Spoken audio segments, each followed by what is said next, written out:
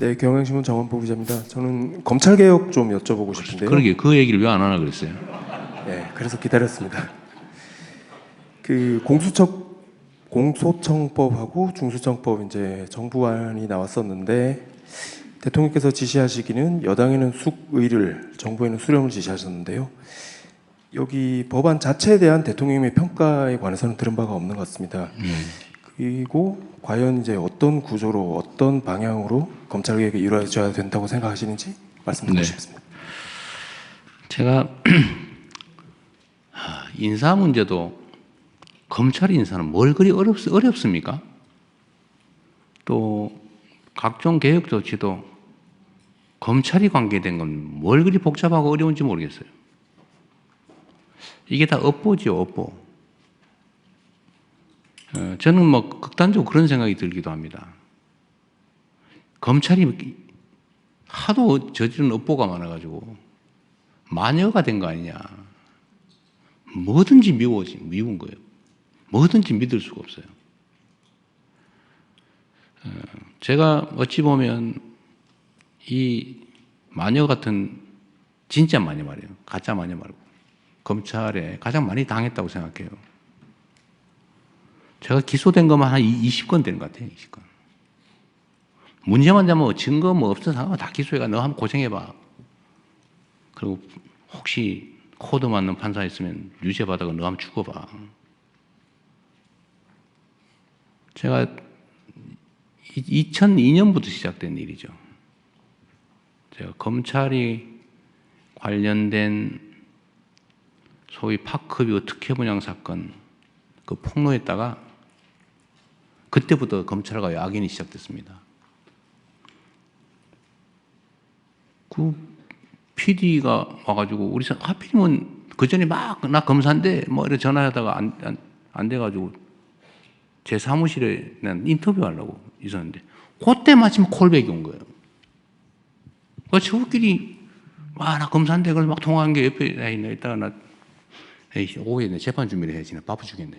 이따 하도 뭘 희한한 나도 모르는 얘기 하고 있길래 가서 나 한번 들어봐서 카메라에 대고 하여튼 뭐 그래서 결론은 검사를 사칭 범죄로 질문을 가르쳐줬다. 검사 이름 가르쳐줬다. 그러니까 너 공범이다. 그때가 시작이었어요. 저를 잡는 게 목표였죠. 진짜 이 전화하고 나 검사인데 말이야 너 나한테 사실대로 이렇게 봐줄게 뭐 이렇게 전화해가지고 이게 다 불어버린 거죠. 그 시장이. 그 사람은 처벌도 안 됐어요. 나만 처벌됐어. 그게 시작이죠. 파크뷰 특혜 분양 사건에는 검사들이 관련이 있었죠. 대장동. 그 검사들이 해먹은 거 아닙니까? 한 패로. 하여튼 큰 부패 사건에는 검찰이 들어있더라고 보니까. 내 경험으로. 그래서 그 악연 이후로 뭐 건수만 되면 기소돼가지고 다행히 이 법원에서 무죄를 제가 무죄 받은 것도 참 많아요. 그 살아남아서 여기까지 왔죠.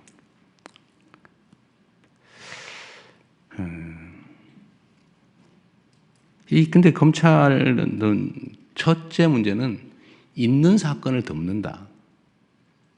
그래서 그 얘기했죠. 사건을 덮어서 돈을 벌고 사건을 만들어서 성공한다. 없는 사건 만드는 것도 실력이에요. 막 쥐어짜가지고 뭐 그러다 막 자살하고 죄진 사람 잡아다가 넣고 봐줄 테니까 한번 얘기해봐 이래가지고 조작해가지고 없는 사람 집어넣고 하여튼 덮는 것도 힘이고 만드는 것도 힘이죠. 근데 이걸 너무 많이 해가지고 결국 온 국민들이 의심하고 검사는 아무것도 하지 마.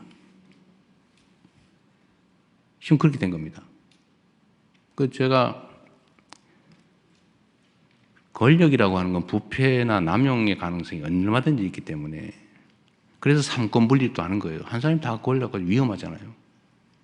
견제와 균형을 이루어야 된다. 권력은 언제든지 부패하기 때문에, 남용되기 때문에. 그래서 남용의 여지를 줄여야 된다.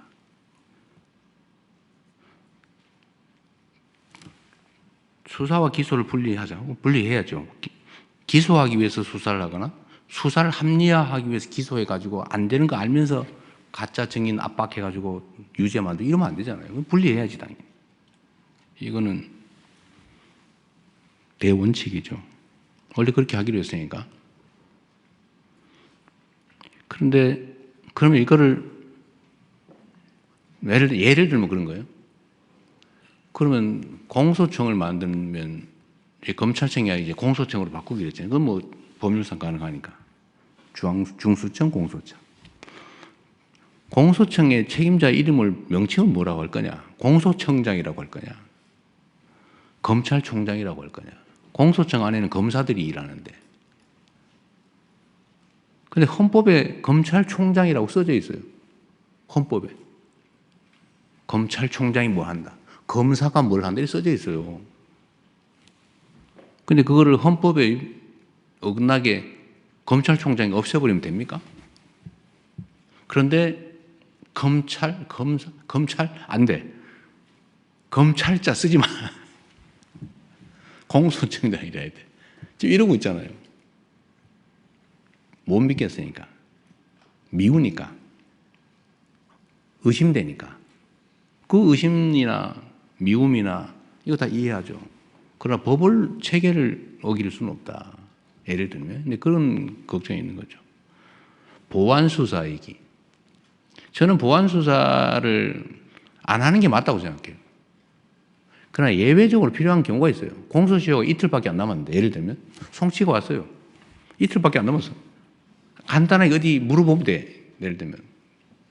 그런데 이거를 보완수사가 전면 금지가 되면 경찰로 다시 보내고 가는데 이틀, 오는데 이틀 하고 끝나버려요. 예를 들면 이런 경우 어떡할 거예요? 간단하게 확인하면 될 일을. 그런 경우에 남용의 가능성을 봉쇄하고 없애고 아주 예외적인 경우에 남용의 여지가 없게 안전장치를 만든 다음에 그런 거 정도는 해주는 게 실제로 국가 업무를 효율적으로 처리하는 길이기도 하잖아요. 이 검찰개혁의 핵심은 검찰한테 권력을 뺏는 게 목표가 아니에요. 그건 수단과 과정이죠.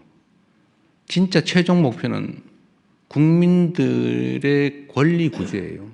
국민들의 인권 보호, 국민들의 권리 구제. 억울한 범죄 피해자가 구제받을 수 있게 가해자를 처벌을 제대로 하는 거. 그거 해야죠. 그거 중요한 얘기잖아요. 억울한 피의자가 없는 죄 뒤집어 쓰거나 지은 죄 이상으로 가혹하게 대가를 치르지 않게 하는 거. 인권보호. 이거 중요하잖아요. 이게 목표지. 누군가의 권력을, 조직의 권력을 뺏는 게 목표가 아니란 말이에요. 그건 수단과 과정이죠. 근데 이게 용서가 안 되는 분들이 있어요. 이해해요. 이때까지 저지른 일이 있으니까. 여하튼 요만큼만 여지가 생기면 악용을 해가 나쁜 짓을 하니까. 의심이 정당화됐죠. 그러니까 이걸 봉쇄해야죠. 그거 동의해요. 그럼 어떻게 할 거냐. 그럼 어떻게 예외를 만들고 예외에 대한 안전장치를 어떻게 만들까를 막 지금 고민을 하고 이번에는 의제가 아니에요. 이번에 공소청, 중수청 그거는 나중에 더 연구해야 된다. 이거는. 그래서 미정 상태예요. 그래서 이건 내가 보니 법안을 안 냈는데 이게 지금 의제가 돼 있어요. 마치 정부는 보안 수사권을 주려고 하는 것처럼 단정을 하고 분명히 주려고 할 거야. 이재명이가 배신했어. 지지철회. 이러고 있어요. 뭐 다 그러는 건 아니에요. 일부. 근데 이것도 뭐 틀린 얘기는 또 아니에요. 포기한다고 딱 깔끔하게 하면 좋은데 거기서 생긴 문제는 어떻게 할 거냐. 더 검토해야 된다. 이번에는 아니다. 이번에는 조직 체계만 하자. 근데 이게 지금 전면에 올라와 있어요. 이거 가지고 막 다투고 있어요. 이게 문제예요. 어려운 거죠. 이거 업보예요, 업보.